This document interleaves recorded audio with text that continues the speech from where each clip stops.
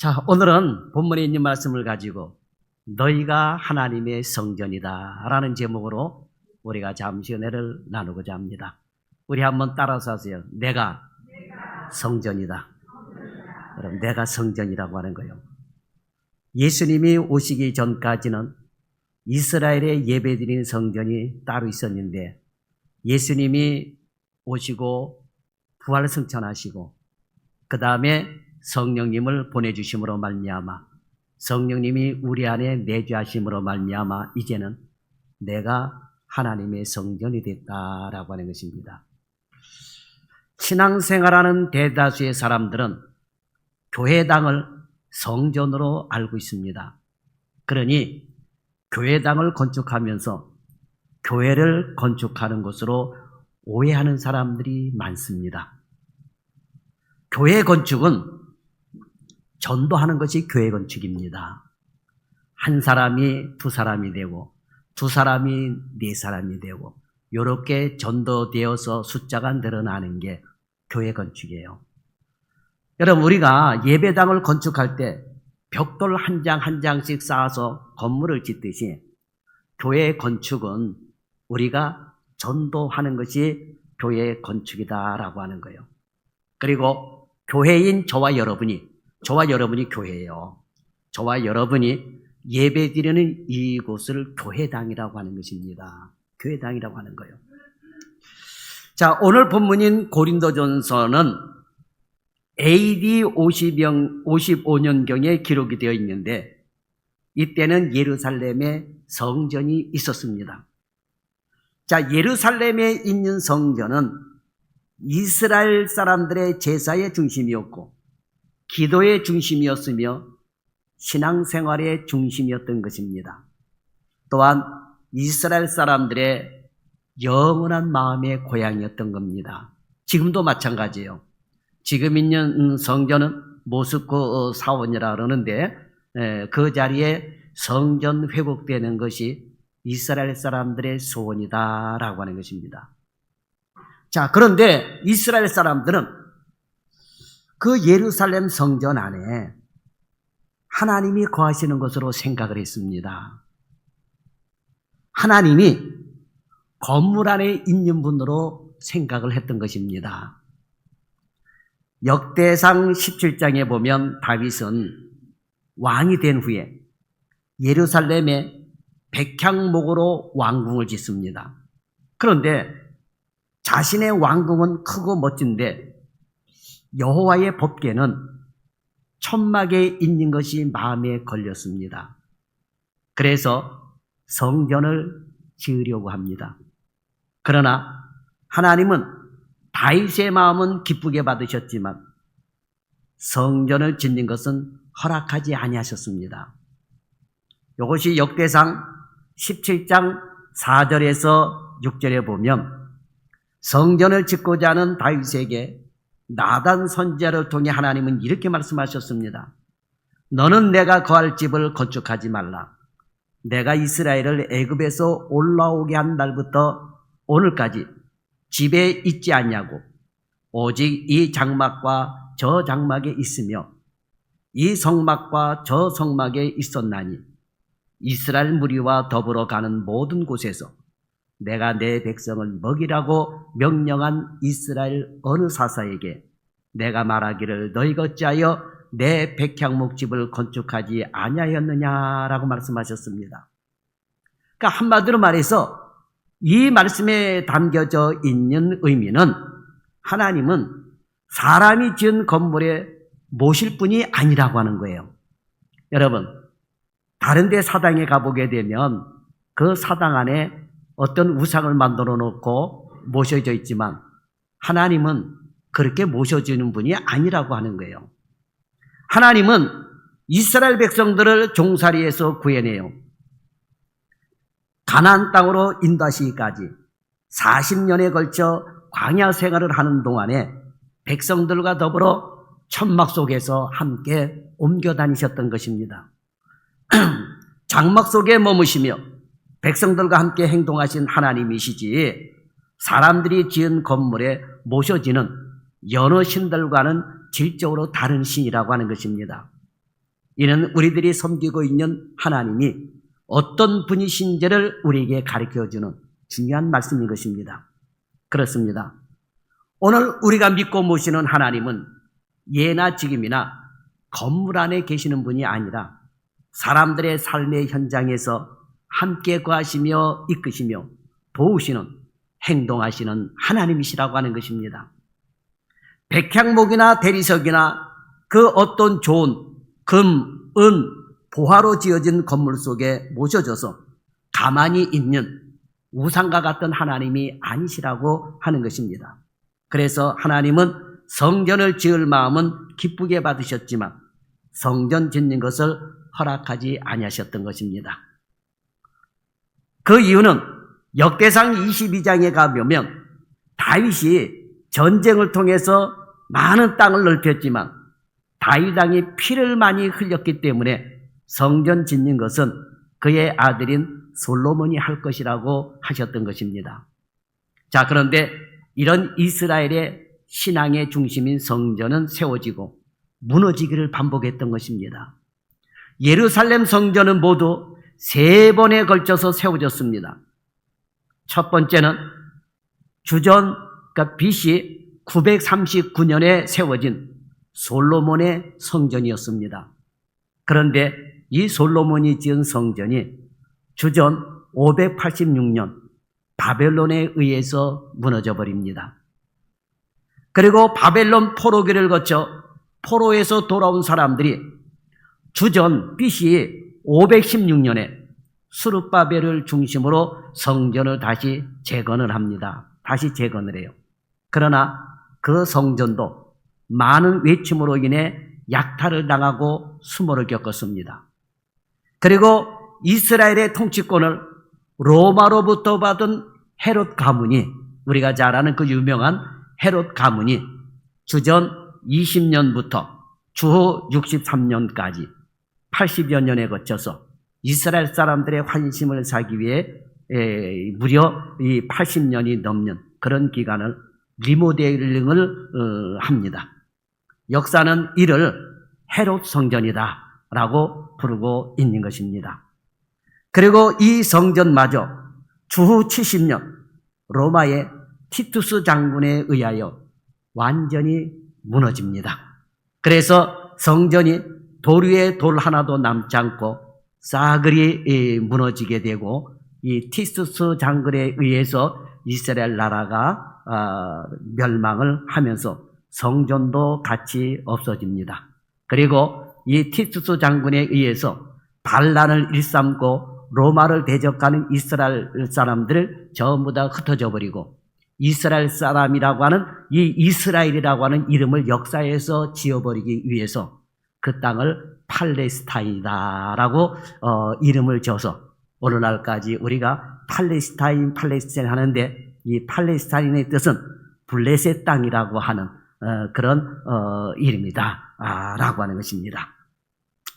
지금은 그 성전에 있던 자리에 여러분 지금 예루살렘에 보면 사진에서도 많이 봤지만 황금 모스크, 그 황금이 뭐 50톤인가 얼마인가 지금 황금이 지어져 가지고 이슬람의 모스크 사원이 지어져 있다라고 하는 것입니다.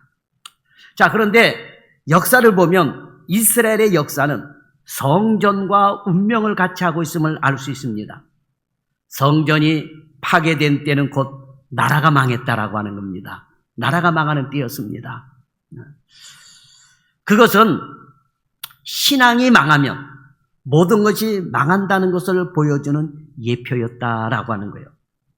자, 그런데 오늘 본문에 보면 성전을 하늘같이 생각하는 사람들에게 놀라운 말씀을 주고 있습니다. 자, 지금은 본문의 말씀을 들으면서 놀라는 사람들은 없어요. 그죠? 오늘 여러분 보니까 뭐 내가 성전이다 따라하라니까 잘 따라하잖아요. 그죠? 그죠? 요즘은 뭐 내가 성전입니다 하는 걸 누구든지 알고 있고 그걸 따라서 한다고 해서 놀랄 일이 아니에요. 그러나 이 본문의 말씀은 사도 바울 당시에 그 당시에는 사람들에게 굉장히 충격적인 말씀이었습니다. 만약에 그 당시에 내가 성전이다 하고 이렇게 얘기를 하면 아마 돌 맞아 죽을 수도 있을 거예요.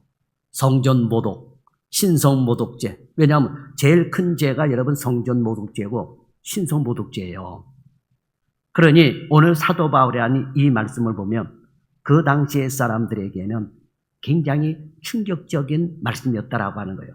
왜냐하면 분명히 예루살렘에 성전이 있는데 오늘 본문은 우리 자신이 너희가 성전이라고 하는 거예요. 너희가 성전이다. 우리 개개인이 성전이라고 하는 것입니다. 그러면 우리 개개인이 성전이라고 하는 이 말씀에는 어떤 의미가 담겨져 있을까요? 왜 우리를 향해서 너희가 성전이다 이렇게 말씀하고 있을까요? 몇 가지를 살펴보면 첫째로 나 자신이 하나님이 함께 하실 만큼 중요하다고 하는 거예요. 사람은 누구하고 함께 하느냐가 여러분 굉장히 중요합니다. 그죠? 누구하고 함께 하느냐라고 하는 거. 함께 하는 무리가 있어요. 거지는 거지들과 함께 하는 무리가 있습니다. 그죠? 거지가 깨끗한 사람들 틈에 와서 같이 있을 수가 없어요. 그죠? 노숙자는 노숙자들의 그런 그룹이 따로 있고, 부자들은 부자들끼리의 그룹이 따로 있어요, 보니까. 그죠?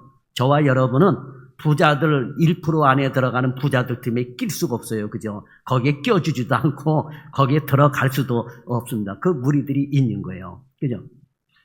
과거에 뭐 어떤 사람하고 식사할 때 뭐 30억을 내고서 식사를 같이 했다고 하는 사람도 있더라고요. 그러면서 그것도 굉장히 영광스럽게 생각하는 그런 사람들도 있었다라고 하는 거예요. 그러니까 사람은 누구랑 함께 하느냐, 이게 여러분 굉장히 중요한 거예요. 그런데 오늘 본문은 하나님이 나와 함께 하실 만큼 너는 중요하다라고 하는 거예요. 창조주 하나님이 그렇게 말씀하신 거예요. 자, 본문 16절에 보면 바울은 당시에 문제가 많았던 고린도 교회 성도들에게 너희가 성전이며 너희 안에 성령님이 거하신다 그랬습니다. 너희 안에 성령님이 거하신다. 그 당시 고린도 교회는 여러 가지 문제로 갈등이 많았습니다. 우선은 자신이 추종하는 사람을 따라 파벌이 생겼어요. 파벌이 생겼습니다. 오늘날에도 한국 교회는 보이지 않는 파별이 있죠. 장로교다, 감리교다, 뭐 이런 것도 어떻게 보면 다 하나의 파벌입니다. 파벌이에요. 칼빈주의냐, 뭐 알미니안주의냐, 뭐 이런 그 신학 사상을 가지고 서로 나눠지고 있습니다. 심지어는 교회 안에 뭐 장로파냐, 뭐 목사파냐, 뭐 안수집사파냐 이러면서 먹지도 못하는 쪽파, 대파도 못한 이런 파가 생겨가지고 교회를 혼란스럽게 하는 사람들도 있더라라고 하는 거예요. 이렇게 파벌 문제가 고린도 교회 안에는 심각했습니다. 그리고 교회 안에 음행의 문제가 들어왔습니다. 음란했어요. 사람들이 들어와가지고 이 음란한 행위들을 이 교회 안에서 행했던 겁니다. 근데 왜 그랬느냐? 그 당시에 보게 되면은 이 그리스 이 신전 같은 걸 통해 가지고 신녀들을 통해 가지고 제사를 지내러 간다 그래 가지고 성생활이 문란했습니다. 그래서 그 신전이 사람들이 섬겼던 우상 숭배를 했던 이런 신전에 가게 되면은 창녀들이 있어 가지고 1000명이 넘는 창녀들이 남자 신도를 받아들이고 성전에서 음행을 행했는데 그런 부분들이 교회 안에 들어오게 되었다라고 하는 것입니다. 그리고 여러 가지 송사의 문제가 있었습니다. 돈 꼬가서 왜 안 갚느냐, 뭐 이래 가면서 송사의 문제도 있었던 거예요. 그러니까 제가 누이 여러분들에게 말씀드린 거는 돈을 빌려줬으면 갚을 생각을 해야 되겠지만 그러나 받을 생각도 하지 마라. 내가 누누이 그런 얘기를 하잖아요. 그죠? 목사님, 내가 누구한테 돈 꿔줬으니까 목사님 알고 계세요. 내가 알아서 뭐 합니까? 누구 돈 꿔준 거 내가 알아서 뭐 할 거예요. 예? 그 나중에 목사를 증인 세워가지고 저 사람한테 돈을 꿔줬는데 내가 못 받았습니다 하고 목사가 받아줄 수 있습니까? 어떻게 합니까? 그러니까 그런 거 나한테 묻지 말고 돈을 빌려줬으면은 빌려주고, 근데 빌려줬으면 받을 생각 하지 말라고 하는 거예요. 근데 이런 문제를 가지고 이 송사가 들어가고 재판이 들어가고 그러니 얼마나 많은 혼란이 있었겠습니까? 그리고 결혼에 대한 생각이 너무 달랐던 거예요. 결혼에 대한 생각이 너무 달랐습니다. 요즘하고 똑같아요. 살아보고 결혼하지. 여러분 어때요? 살아보고 결혼하지. 이 말도 안 되는 그릇된 그런 생각들이 있었더라고 하는 거예요. 또한 신앙적으로는 우상의 제물을 먹을 것인가 먹지 말 것인가 하는 문제로 갈등이 생겼고, 또한 부활의 문제, 예배의 문제로 다투고 있었다라고 하는 거예요. 이렇게 파당이 생기고 파당 간에 심한 갈등이 일어나면 여러 가지 문제가 생기는데, 자기 주장을 앞세우고 상대방을 공격하다 보면 마음이 약해지게 되는 거예요. 여러분, 상대방을 공격해봐요. 상대방을 공격하게 되면은 더 악한 말로 공격하게 되는 거예요. 자녀들을 매질할 때에도 여러분, 매질이라도 죄송합니다. 매를 때릴 때에도 여러분 이성을 갖고 때려야지, 그냥 때리다 보게 되면 감정이 격해져 가지고요 막 때리게 됩니다. 간혹 가다가 길에 가다 보게 되면은 아이가 때를 쓰는 경우가 있어요. 뭘 사달라 그러면 안 사주고, 그러면 가다가 길에서도 눕고 그래요. 그러면 그 엄마나 아빠가 애를 달래서 가야 되는데 누가 있든 없든 그냥 막 때립니다, 그냥. 근데 때리다 보니까 그 분에 못 이겨가지고 애를 막 그냥 쥐잡듯이 잡듯이 그냥 두들겨 패는 그런 부모들이 있단 말이에요. 네. 그러니까 상대방을 내가 욕하고 하다 보게 되면은 감정이 점점 격해져 가지고 더 나쁜 욕이 튀어나오게 되는 것입니다. 그리고 또 어때요? 서로 상대방으로부터 공격을 당하게 되면 내가 마음이 위축이 돼버려요. 그죠? 야단 많이 맞는 아이들 봐봐요. 이게 위축이 돼가지고 자기 생각을 펼칠 수가 없어요. 그리고 마음이 무너져 버립니다. 마음이 악해지거나 무너지거나 하게 되면 마음에 믿음이 들어가지를 않습니다. 그리고 마음의 분노가 가득하게 되고 말씀이 그 사람의 속에 들어가지를 못하는 것입니다. 그래서 이런 상황에 있는 고린도 교회 성도들에게 사도 바울은 너희가 성전인데, 하나님 앞에 예배드리는 성전인데 어떻게 너희들이 그럴 수 있느냐라고 말씀을 하고 있어요. 다시 말하면 너희는 중요한 존재들이라고 하는 거예요. 중요한 존재들끼리 왜 싸우냐라고 하는 겁니다. 중요한 존재인 너희가 왜 남을 공격하고 또 그 공격을 받아 위축되어 왜 낙심하게끔 되느냐라고 하는 거예요. 하나님이 나를 성전 삼으실 만큼 나는 온 세상을 창조하신 하나님의 사랑을 받는 존재라고 하는 거예요. 그러니까 서로 다투거나 싸우거나 헐뜯고 뭉뚫고 송사하지 말라라고 하는 것입니다. 여러분, 하나님은 나를 만드신 분입니다. 나를 창조하신 분이에요. 흙으로 창조하시고 내 속에 생명을 불어넣어 주신 분이요. 코에다가 생기를 불어넣으셨습니다. 어떤 분은 그런 얘기를 하더라고요. 영안이 밝은 분인 것 같은데 그 사람이 죽을 때 영혼이 코를 통해서 빠져나간대요. 그걸 봤다고 하는 사람도 있더라고요. 근데 나는 아무리 봐도 안 보이던데. 그 코에서, 왜냐하면 일리가 있어요. 하나님이 사람을 만드시고 코에 생기를 불어 넣으셨다 그랬잖아요. 그죠? 그러니까 어떤 사람은 빠져나갈 때도 코에 생기가 빠져나가는 게 봤다라고 하는 그런 분도 있습니다. 제가 그 얘기를 들으면서 나는 못 봤지만 어쨌든 일리가 있는 날이다라고 하는 거예요. 하나님은 이렇게 우리를 창조하신 분이에요, 여러분. 그래서 우리가 하나님을 아버지라고 부르잖아요. 전 세계 사람들이 하나님을 아버지라고 부릅니다. 아버지라고 부르는 이유는 뭐예요? 생명이 아버지 하나님께로부터 왔다라고 하는 거예요. 우리 코에 생기를 불어넣으시고. 그런데 이런 인간이, 하나님은 이 에덴 동산에 영원히 살 수 있는 생명나무, 그죠? 그리고 선악을 알게 하는 사망의 나무, 이걸 만드셨습니다. 생명나무의 열매는 따먹되 선악과는 따먹지 말라 그러세요. 따먹는 날에는 반드시 죽으리라 그랬습니다. 그래서 저와 여러분은 반드시 죽어요. 죽을 수밖에 없습니다. 자, 그런데 이렇게 타락된 인간이지만 하나님은 우리를 창조하신 분이에요. 그래서 에베소서 2장 10절에 보면 우리는 그가 만드신 바라 예수 그리스도 안에서 선한 일을 위하여 지으심을 받은 자니 이 일은 하나님이 전에 예비하사 우리로 그 가운데서 행하게 하려 하심이라 했습니다. 우리를 만드셨다. 만드신 바라고 하는 거예요. 자, 헬라어에 보게 되면 이 만드신 바가 포이에마라고 되어 있어요. 포이에마라고 되어 있는데 이 말은 걸작품이라고 하는 거예요.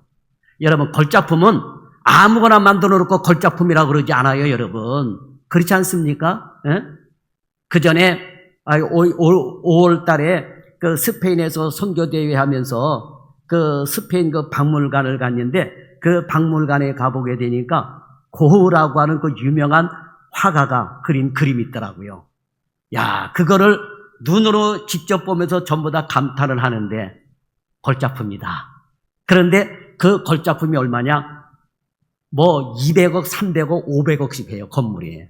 그러니까 여러분, 우리는 그 돈 살 수도 없고 만질 수도 없는 거예요. 감탄사가 저절로 나와요. 야, 이거는 200억짜리, 이거는 500억짜리, 이거는 300억짜리 그림 하나가 그래요. 얼마나 걸작품입니까, 여러분? 그런데 우리는 그런 그림하고 비교가 되지 않는 정말 하나님이 만드신 걸작품이라고 하는 값을 매길 수가 없는 거예요, 여러분, 우리는. 그러니까 저와 여러분은 인간은 하나님의 걸작품이라고 하는 거예요. 하나님께서 나를 걸작품으로 만드시기 위하여 하나님은 나를 선택하셨다라고 하는 것입니다. 그것도 언제부터 나를 선택하셨느냐? 세상을 만들기 전부터예요. 에베소서 1장 4절에서 5절에 보게 되면 곧 창세전에 그리스도 안에서 우리를 택하사 우리로 사랑 안에서 그 앞에 거룩하고 흠이 없게 하시려고 그 기쁘신 뜻대로 우리를 예정하사 예수 그리스도로 말미암아 자기의 아들들이 되게 하셨으니 그랬습니다. 창세전에 우리를 택하셨는데 창세 이후에 우리가 타락하여 죄인이 되어버리고 말았습니다. 그런데 이렇게 죄인이 되어버린 우리를 구원하시려고 예수 그리스도를 이 땅에 보내시어 죽게 하심으로 우리를 구원하셨다라고 하는 거예요. 그리고 하나님은 성령님을 보내어 우리를 지키시고 인도하시고 보호하고 계시다라고 하는 것입니다. 또한 우리를 위해 십자가에 죽으셨던 예수님은 하늘로 올라가셔서 지금 우리를 위해 기도하십니다. 기도하실 뿐만 아니라 요한일서 2장 1절에 보면 나의 자녀들아 내가 이것을 너희에게 쓰면 너희로 죄를 범하지 않게 하리 함이라. 만일 누가 죄를 범하였어도 아버지 앞에서 우리에게 대언자가 있으니 곧 의로우신 예수 그리스도시니라 그랬습니다. 이 말씀은 이 성경을 쓴 이유고 우리 성경을 우리에게 주신 이유는 너희로 하여금 죄를 짓지 않게 하기 위해서 이 성경을 주셨는데 그런데 그런 중에도 죄를 지었다 할지라도 우리를 변호해 주는 분이 있다라고 하는 거예요. 여러분, 죄를 짓고 감옥에 들어갈 때 재판받을 때 변호사가 있는 사람하고 변호사가 없는 사람하고 달라요. 여러분이 거의 여러분 이 재판정에 보게 되면 변호사를 선임해서 들어가는 사람하고 변호사 없이 그냥 가는 사람하고 싸우면 변호사 선임해서 들어가는 사람이 거의 100% 이겨요. 나는 억울하다, 나는 떳떳하다 아무리 그렇다 할지라도 여러분 변호사 있는 사람이 여러분 이긴다니까요. 또 내가 큰 죄를 졌어도 힘 있는 능력 있는 변호사를 데리고 들어가게 되면 보통은 다 집행유예로 떨어져요. 보니까. 그죠? 그러나 변호사 없이 가게 되면 그냥 감옥에 들어가게 됩니다. 그렇게 억울하죠. 그러니까 변호사가 있으면 마음이 든든하다라고 하는. 근데 우리가 이렇게 죄를 져도 예수님이 우리의 변호사가 되어주고 예수님이 우리의 대언자가 주신다라고 하는 거예요. 그러니까 여러분 우리의 허물이 가림을 받는 거예요. 성경에 보세요, 여러분. 허물에 가림을 받는 자가 복이 있다 그랬습니다. 예수님은 허물을 들춰내시는 것이 아니고 우리의 허물을 가려주시는 분이다라고 하는 거예요. 그러니 여러분, 우리가 얼마나 하나님의 사랑을 받는 특별한 존재입니까? 우리는 어떤 조건 때문에 귀한 것이 아닙니다. 세상은 좋은 조건이 아니면 무시를 당해요. 이게 세상이 그렇습니다. 심지어 좋은 조건이 없으면 멸시를 당합니다. 이게 세상에서 그래요, 여러분. 세상이 그렇습니다. 그러나 우리는 그런 조건 때문에 귀한 것이 아닙니다. 하나님이 그저 나를 사랑하시기에 귀한 것입니다. 하나님의 사랑을 받기 때문에 귀한 거예요. 그리고 하나님이 내 안에 거하시며 나를 귀하게 여기시고 그리고 성전 삼으셨다라고 하는 거예요. 그러니 저와 여러분이 얼마나 귀합니까? 하나님이 나를 귀하게 여기듯이 여러분도 서로 귀하게 여기시길 바랍니다. 나만 귀하게 여김을 받으려고 하면 안 돼요, 여러분. 서로가 귀하게 여김을 받아야 되잖아요, 여러분. 그렇죠? 우리 모두 하나님의 자녀이기 때문에 그렇습니다. 그 다음에 둘째로 내 안에 성령님이 거하심으로 내가 중요한 거예요. 성령님이 내 안에 계시기 때문에 여러분 중요한 겁니다. 본문 16절 말씀대로 우리는 우리 안에 성령이 거하시는 성전입니다. 많은 사람들은 성령이 어디 계실까라고 생각합니다. 그런데 성령은 우리 안에, 즉 내 안에 계시다라고 성경은 말씀하고 있습니다. 요한복음 14장 17절에 보세요. 그는 진리의 영이라. 그는 너희와 함께 거하실 것이요 또 너희 속에 계시겠습니다. 그랬습니다. 진리의 영인 성령님이 우리 안에 계신다라고 하는 거예요. 자, 하나님은 우리 예수님이 십자가를 지시고 그 다음에 돌아가시고 부활하시고 승천하셨습니다. 그리고 제2의 보혜사 성령님을 보내주신 것입니다. 보혜사라고 하는 단어는 헬라어에 보게 되면은 파라클레이토스라고 되어 있습니다. 파라클레이토스라고 되어 있는데 이 단어는 곁에 부름을 받은 자라고 하는 의미입니다. 곁에 부름을 받은 의미라고 하는 위로자, 조력자, 변호사, 대언자, 친구 등 이런 뜻을 가지고 있다라고 하는 것입니다. 자, 여러분이 어떤 일이 있을 때 변호사하고 같이 가게 되면 그 옆에 변호사가 옆에 같이 앉아 있잖아요. 그죠? 같이 앉아 있습니다. 재판석에도 가보게 되면은 법을 잘 아는 변호사가 옆에 대동하고 있잖아요. 이 보혜사. 보혜사라고 하는 의미는 성경에 보면 파라클레이토스라고 되어 있는데 내 곁에 부름을 받은 자, 내 옆에 있는 자. 그래서 위로자가 되시고 조력자가 되시고 변호사도 되어주시고 내가 말을 못해서 버벅버벅 될 때 대언자도 되어주시고 이러는 거예요. 그리고 친구라고 하는 뜻도 있다라고 하는 거예요. 하나님은 이런 성령님을 보내주셨는데 보냄을 받은 성령님은 다른 데 계신 것이 아니라 저와 여러분 안에 계시다라고 하는 거예요. 그러니까 내 안에 성령 하나님이 계시는 거예요. 성령님은 다른 어느 곳에 거하시는 분이 아니십니다. 내 안에 거하시는 거예요. 자, 우리가 물건을 사게 되면 포장지가 있고 내용물이 있습니다. 자, 그러면 포장지와 내용물 중에 뭐가 중요합니까? 내용물이 중요하죠. 포장지가 중요하다는 사람은 없을 거예요. 그죠? 포장지가 안 좋아도 내용이 좋으면 기분이 좋아요. 그죠? 그런데 포장은 좋은데 내용이 안 좋으면 기분이 나쁩니다. 그죠? 사과 박스는 화려하고 좋은 건데 뜯어봤더니 썩어 있어요. 그러면 얼마나 기분이 안 좋습니까? 그런데 사과 포장지는 현찮아도 안에 보니까 알이 굵고 단단하고 그러면 또 기분이 좋잖아요. 그죠? 자, 그런데 여러분 명품일수록 내용만 좋은 것이 아니라 포장지도 좋아요. 명품 사보신 분 있어요? 손 들어봐요. 없구나. 그러니까 포장지가 좋은지 내용물이 좋은지 하는. 근데 명품을 사게 되면 포장지도 좋다니까요, 여러분. 포장지도 비싸게 보여요. 그죠? 명품을 샀는데 명품을 검정 봉다리에 담아서 주는 사람 없어요. 어때요, 여러분? 명품 가방 하나 사는데도 까만 봉다리에 담아가지고 계산대에 줍니까? 그러면 여러분 안 갖고 온다고 그럴 거예요. 그렇지 않습니까? 예? 제가 청년 때에 그전에도 얘기했지만 금강 구두 하나를 사기 위해서 광화문에 나간 적이 있었습니다. 그런데 마음에 드는 구두 하나를 사서 계산하고 나오는데 검정 봉다리에 담아줍니다. 검정 봉다리에 담아주는 거예요. 그래서 사갖고 한참 오는데 나는 그것도 생각도 못했어요. 한참 왔어요. 그런데 친구가 옆에 있다가 야, 원래 금강 구두는 이 검은 봉다리 이런 데다 담아주는 게 아니고 요 박스에다 해가지고 이쁘게 해서 담아주는데 그거 이상하다. 이러는 거예요. 그래서 제가 다시 한번 집에 와가지고 그 구두를 꺼내서 봤어요. 그랬더니 금강이 아니고 금광으로 돼 있더라고. 아니 왜 그 당시에 금광으로, 금광이 내 눈에 금광으로 보이고 뭐가 씌었는지 그래가지고 바가지 쓴 적이 있어요. 이게. 아유, 그래야 지금은 금광이라고 하는 단어를 봐도 싫어요, 그냥. 그냥 그 상처가 있어요.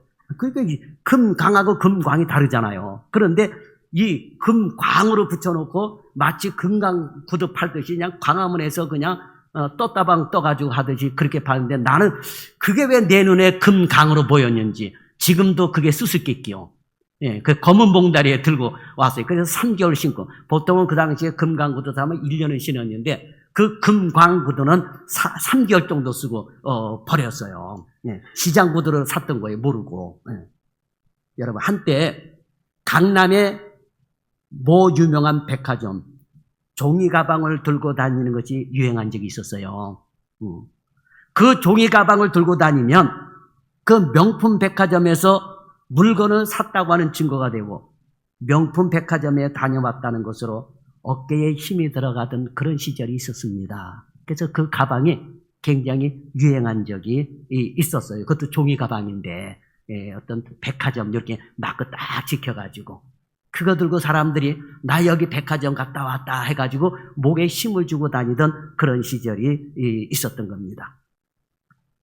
세상은 이렇게 포장 재료를 중요하게 생각합니다. 그 안에 내용물이 명품인지 아닌지는 둘째예요. 물론 포장 재료도 중요하지만 그 안에 내용물은 더달없이 중요합니다. 자, 세상에 볼 때 우리 안에 그 중요한 성령님이 계시는데 우리의 겉모습, 즉 포장 재료만 보고 평가를 하게 되는 거예요. 그러나 그런 평가에 여러분 휘둘리지 마십시오. 우리 하나님은 겉모습만 보시는 하나님이 아니라고 하는 거예요. 자, 베들레헴에 사는 이새라고 하는 사람이 있었습니다. 우리가 잘 아는 다윗의 아버지죠. 이 이새라는 사람에게는 아들 8명이 있었습니다. 사울왕이 믿음 없는 불순종을 계속하자 하나님은 이새의 아들 가운데 다음 왕을 세우려고 계획하시어 사무엘에게 기름을 가지고 가서 내가 지명하는 아들에게 기름을 부어 다음 왕으로 세우라 그랬습니다. 자, 이새에게는 유달리 크고 아주 잘생긴 아들이 많았는데 그 중에 특히 맏아들인 엘리압이 가장 잘생겼던 것 같습니다. 그래서 사무엘상 16장 6절에 보면 엘리압을 본 사무엘이 이렇게 말을 합니다. 사무엘이 엘리압을 보고 마음에 이르기를 여호와의 기름 부으실 자가 과연 주님 앞에 있도다 그랬습니다. 얼마나 멋지게 생겼으면 선지자 사무엘이 이런 반응을 보였을까요? 포장 재료가 너무 좋았던 거예요. 겉모습이 너무 좋았던 겁니다. 그러나 하나님은 전혀 다르게 말씀하십니다. 사무엘상 16장 7절에 보면 여호와께서 사무엘에게 이르시되 그의 용모와 키를 보지 말라. 내가 이미 그를 버렸노라. 내가 보는 것은 사람과 같지 아니하니 사람은 외모를 보거니와 나 여호와는 중심을 보느니라 그랬습니다. 여러분 얼마나 감사합니까? 저는 지금도 우리 하나님 앞에 감사하고 우리 집사람한테 감사한 것도 나는 키가 크지를 않잖아요. 외모는 얼굴은 그래도 좀 되는 것 같은데 그죠? 키 작은 사람들은 장가가기 힘들더라고요. 그죠? 우리 교회 남자들은 거의 다 키가 작은데 장가들은 잘 갔어요. 보니까 하나님이 눈을 가려주신 것 같아요. 그죠? 야, 우리 집사람이 나한테 시집 오면서 하는 말이 있어요. 키 작은 게 눈에 안 보이더래요. 작아도 최소한 나보다는 클 거다 생각하고. 그렇죠, 여러분. 내가 주의 종의 길을 간다고 눈을 깔고 나를 봤거든.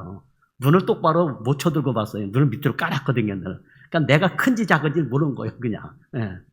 야, 키 보지 않고, 용모를 보지 않고, 따지지 않고, 묻지 않고, 그냥 시집 온 거예요. 얼마나 감사합니까, 그죠? 그런데 시집 와서 보니까 눈이 떠지더래요.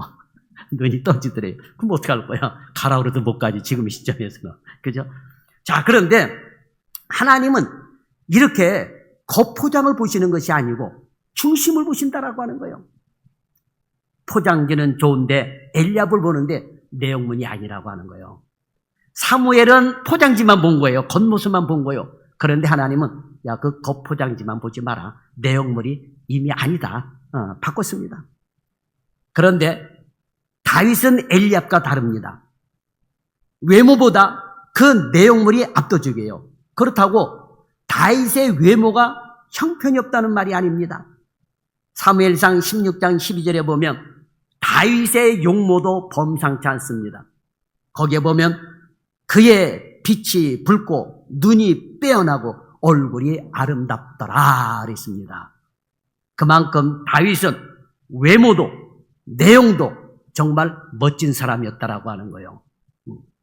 그러면 다윗이 어떻게 이렇게 겉도 내용도 명품이 되는 인물이 될 수 있었을까요? 그것은 바로 다윗의 안에 성령 하나님이 계셨기 때문이에요. 다윗은 늘 기도 중에 이랬습니다. 하나님이여 내 속에 정직한 영을 거둬가지 마소서. 하나님의 성령을 거두지 마소서 했던 것입니다. 사랑하는 여러분, 속이 멋지면 겉도 멋져진다는 사실을 기억하시기 바랍니다. 오늘 여러분을 보니까 다 멋진 분들이에요. 얼마나 멋진 분들인지 모릅니다. 여러분, 속이 멋지면 왜 겉사람도 멋져진 줄 아십니까? 내 속에 성령님이 나를 변화시켜서 멋지게 만들어주시는 것입니다. 그 멋은 외모가 아닙니다. 인격, 언어, 표정들 이런 것들을 변화시켜서 명품으로 만들어주시는 것입니다. 내가 성령님이 거하시는 하나님의 성전이 되면 나의 겉모습도 변화되게 되어 있습니다. 제가 목회를 하면서 많은 사람들을 봐왔지만 예수 믿기 전에 얼굴이 5만 가지 상을 찡그리고 왔는데 예수를 믿고 예수를 영접하고 나서 얼굴이 펴져 있는 분들이 있어요. 그런 분을 여러 봤다라고 하는 거예요. 이렇게 성령님이 내 안에서 겉사람도 변화시켜 주신다라고 하는 것입니다. 그러므로 여러분 자신이 성전인 것을 기억하여 여러분은 안과 밖에 멋져져가는 그리스도인들이 되기를 바랍니다. 마지막 세 번째로 내가 성전이기 때문에 거룩한 삶을 살아야 된다라고 하는 거예요. 내가 멋진 이런 성전이기 때문에 거룩한 삶을 살아야 됩니다. 자, 본문 17절에 보세요. 누구든지 하나님의 성전을 더럽히면 하나님이 그 사람을 멸하시리라. 하나님의 성전은 거룩하니 너희도 거룩하라 라고 하는 거예요. 너희도 그러하니라. 하나님의 성전을 더럽히면 하나님이 그 사람을 멸망시킨다는 말씀인데 그 이유는 하나님의 성전이 거룩하기 때문이라고 하는 거예요. 오늘 우리 자신도 거룩한 삶을 살아야 되는 성전이라고 하는 것입니다. 그래서 예수 믿는 사람은 입도 함부로 얘기해서는 안 된다라고 하는 거예요. 생각도 행동도 말하는 것도 여러분 거룩하게 살아야 돼요. 어떤 목사님은 보게 되면 속에서부터 우러러 나오는 욕을 하는 목사들이 있어요. 예수님은 네 속에 가득한 것이 입으로 나온다 그랬습니다. 욕을 많이 하면 그 속에 욕이 많다라고 하는 거예요. 그럼 어떻게 거룩한 삶이 여러분 되겠습니까, 여러분? 그렇잖아요. 요즘은 그런지 모르겠습니다. 저는 과거에 한참 아까도 금강구두를 금강으로 봤다고 얘기했는데 금강구두를 하나 사게 되면은 그냥 청년 때 요걸 방에다 올려다 놨어요. 바깥에 놔두지 않고. 그리고 먼지가 묻을까봐 날마다 저 구두 닦는 솜씨 대단합니다. 그때 배웠어요. 구두 한번 닦았다 그러면요, 여러분 반들반들하게 파리가 앉았다 낙상할 정도로 아주 광내며 닦습니다.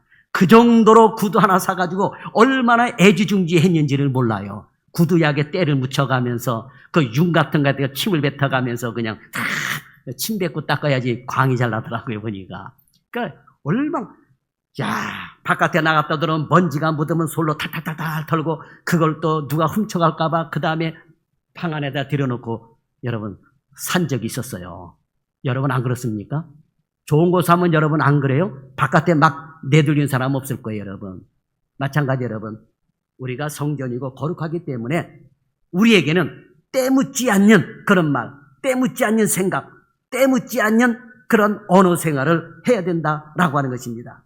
하나님은 내가 거룩하니 너희도 거룩하라 그랬습니다. 그런데 하나님의 성전을 더럽히면 하나님이 그 사람을 멸망시킨다고 했습니다. 그 이유는 하나님의 성전이 거룩하기 때문이며 우리 자신도 거룩한 성전이기 때문이라고 하는 거예요. 그러니 우리는 구별된 삶을 살아야 되는 것입니다. 자, 레위기 10장 1절과 2절 말씀에 보면 아론의 두 아들 나답과 아비후가 각기 향로를 가져다가 여호와께서 명령하시지 않는 다른 불로 분향하다가 그들이 여호와 앞에서 죽는 비극이 벌어졌습니다. 또 민수기 20장에 보니 모세가 반석에서 물을 내는 과정에서 여호와의 영광을 드러내지 않았다고 가나안 땅에 들어가지 못하는 벌을 받았습니다. 그것도 모세가요. 예? 도대체 그 불이 뭐길래 반석에서 물을 내는 과정이 무엇이기에 이렇게 진노를 받게 된 것일까요? 그것은 바로 거룩의 문제라고 하는 거예요. 거룩의 문제라고 하는 겁니다. 거룩은 하나님을 따르는 마음이에요. 거룩은 죄를 멀리하는 마음을 갖는 것입니다. 나답과 아비후, 모세는 순종의 본을 보여야 될 사람들입니다. 거룩의 본을 보여야 될 사람입니다. 그렇게 거룩을 보이지 않았기 때문에 하나님의 징계를 받았다라고 하는 것입니다. 성경에 보면 하나님이 제일 싫어하는 것이 죄 짓는 일이에요. 거룩을 깨는 일입니다. 하나님은 거룩을 원하십니다. 여러분, 그지를 만났을 때 못 깨면 안 돼요? 바가지 깨면, 쪽박을 깨면 안 돼요. 왜? 밥그릇이요, 밥그릇. 큰일 납니다. 쪽박, 아유, 더럽다고 걷어차면 안 돼요, 여러분. 큰일 납니다. 그러면 아주 죽자사자 달려들어요. 예? 하나님도 마찬가지요. 거룩을 깨면 안 되는 거예요. 왜? 거룩하신 분이기 때문에 그렇다라고 하는 거예요. 레위기 11장 45절에 보면 나는 너희 하나님이 되려고 너희를 애굽 땅에서 인도하여 낸 여호와라. 내가 거룩하니 너희도 거룩할지어다. 그랬습니다. 이후 하나님은 성경 곳곳에서 우리를 거룩해야 될 것을 요구하고 계십니다. 그러니 우리의 신앙생활은 거룩 위에 세워져야 된다라고 하는 것. 거룩을 기초로 하는 저와 여러분이 되길 바랍니다. 에베소서 2장 22절에 보면 너희도 성령 안에서 하나님이 거하실 처소가 되기 위하여 그리스도 예수 안에서 함께 지어져 가느니라 했습니다. 성령님과 우리 예수님과 저와 여러분이 함께 성전을 거룩하게 지어져 간다라고 하는 거예요. 그래서 언어 생활도 말하는 것도 행동하는 것도 여러분 조심해야 되는 것입니다. 내가 성전입니다. 하나님이 나를 그렇게 세우셨어요. 성전된 나이기에 이제 성전으로 제 역할을 해야 하는 것입니다. 그러면 은혜가 있고 상급이 있습니다. 그리고 존귀 여김을 받습니다. 다른 어느 것이 성전이 아니라 내가 성전이라는 것을 항상 기억하고 하나님의 거룩한 말씀으로 거룩하게 살아가는 성도들이 다 되시기를 주님의 이름으로 축원합니다. 기도하겠습니다. 좋으신 하나님 감사합니다. 오늘 우리가 하나님의 거룩한 성전임을 깨닫고 우리의 모든 생각과 행동과 말과 이런 모든 것들이 세상에 휩쓸려서 살아가서 거룩을 깨는 성도들이 되지 말게 도와주시고 세상과는 확연하게 구별된 거룩한 하나님을 섬기는 거룩한 성전임을 깨닫고 나의 입술의 말과 행동과 생각과 모든 것은 주의 성령님이 주장하여 주옵소서. 오늘 거룩한 주일 내가 성전입니다. 너희가 성전이다라고 하는 이 하나님의 말씀을 기억하고 오래 남은 삶도 거룩한 삶을 유지해가는 성도들 되게 하여 주옵소서. 예수님의 이름으로 감사하며 기도드리옵나이다. 아멘.